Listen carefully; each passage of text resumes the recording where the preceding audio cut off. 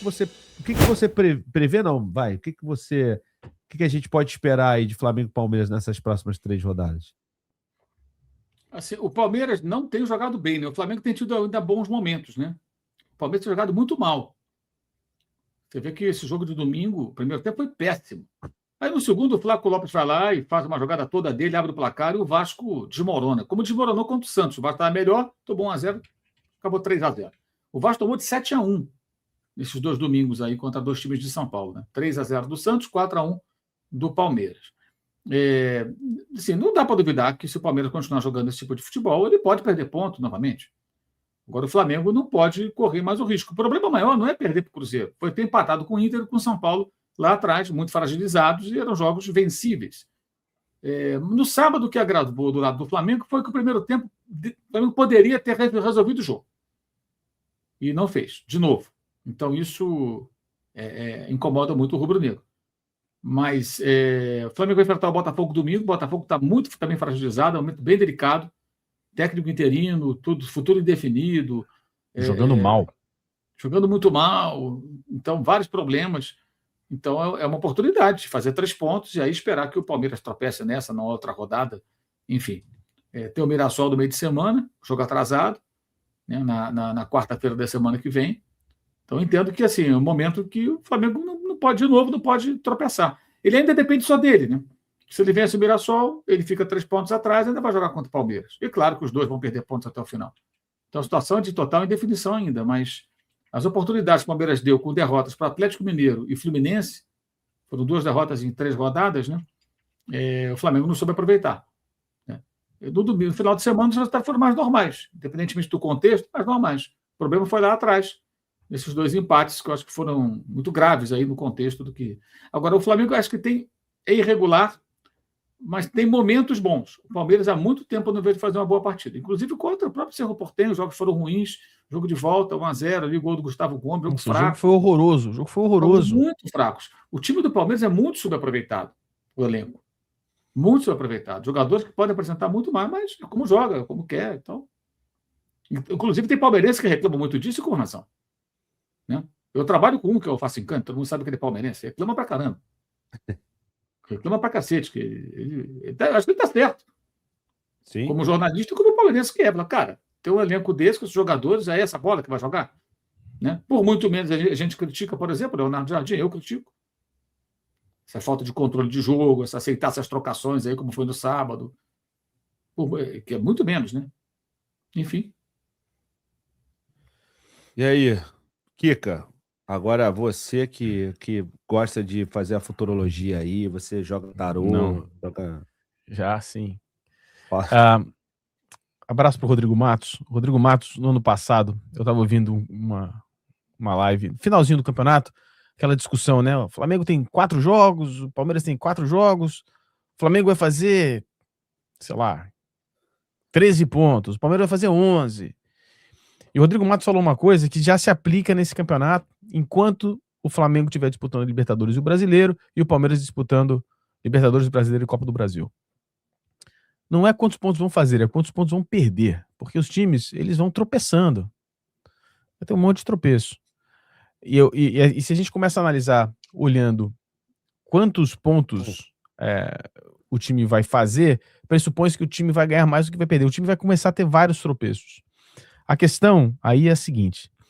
O Palmeiras vem jogando muito mal, mas joga torneios e campeonatos onde a exigência tática é baixa. Então, esse Bumba Meu Boi do Palmeiras funciona. O jogo contra o Cerro Porteño, o segundo jogo, né? O primeiro também, mas o segundo em especial, uma das coisas mais horrorosas. Eu tive o azar, né, de assistir com um amigo meu, melhor, assistimos o highlight, né? Um amigo meu em inglês, e ele falou, cara, é muito ruim. É muito ruim. Foi muito ruim. O time do Palmeiras tem um excelente meio-campo. E o meio-campo do Palmeiras não joga. O meio-campo do Palmeiras trabalha para colocar a bola no corredor lateral para essa bola ser levantada na área. O time do Palmeiras, o meio-campo talentoso do Palmeiras, com bons jogadores, Marlos, Andréas, trabalha para colocar a bola na lateral intermediária para essa bola ser levantada na área. Isso quando trabalha, porque em um grande número de vezes, essa bola não passa no meio-campo. Essa bola é alongada, lá os paralelepípedos, as tortas voadoras, né? Lembrando aí, como se falava do Guerreiro. O Flaco Lopes dá um jeito, toca na bola, aí o meio-campo se aproxima e joga a bola de lado para essa bola ser levantada na área. É assim que joga o Palmeiras. Mas esse estilo de jogo é o suficiente para o time ser competitivo e, inclusive, ganhar campeonatos. O lado do Flamengo é outro. O Flamengo tá numa... Eu me surpreendi muito negativamente, e falei aqui, falei no meu canal, com a qualidade de jogo do Flamengo quando o Flamengo voltou da Copa do Mundo. Eu não consegui encontrar uma explicação para um futebol tão ruim, e fiquei preocupado. O Leonardo Jardim reverteu isso, o time melhorou, voltou a jogar mal, sem uma estrutura definida, sem controlar o jogo, com jogadores capazes de fazer isso. Mas eu vejo o Flamengo numa ascendência, numa posição de ascendência, e o Palmeiras estável. A questão é o seguinte, a pergunta para ser respondida sobre o Flamengo, e eu não tenho esse poder de futurologia, é: esse time vai continuar oscilando ou vai diminuir essas oscilações? Essas oscilações, para o time do Flamengo ganhar o Campeonato Brasileiro, essas oscilações elas têm que começar a diminuir. O time tem que ser mais efetivo. O jogo contra o Cruzeiro no final de semana era um jogo completamente ganhável. O primeiro tempo o time jogou bem, não tão bem quanto jogou na Libertadores, mas jogou bem o suficiente para sair do primeiro tempo com o jogo resolvido. E não o fez. E no segundo tempo foi uma catástrofe. E aí tem uma crítica severa ao trabalho do Leonardo Jardim. São raras as oportunidades, ele faz, mas são raras as oportunidades que o Leonardo Jardim modifica o time positivamente durante o jogo. Aconteceu no jogo, aconteceu na Libertadores, não falei que não acontece, são raras. No jogo do final de semana, o time do Cruzeiro começa a dominar o jogo no segundo tempo, ele não consegue, não teve alternativa. E não dá para dizer que é falta de jogador no banco. Porque tem uma porrada de jogador, inclusive com características diferentes. E o time não consegue, ele não consegue. Assim, o Rodrigo Matos, mais uma vez, um abraço novamente ao Rodrigo Matos, ele fala, e é verdade, né? Olha, pô, a audácia tática do Leonardo Jardim inverte o lado do Samuel Lino. Porra, desculpa, né? Desculpa, um amigo meu, toda vez que ele inverte o lado, ele fala assim: estou lembrando do Zé Ricardo, né? O Zé Ricardo, a audácia tática do Zé Ricardo era inverter e dobrar o lateral, né? 2 laterais, botava Pará e Rodinei, né?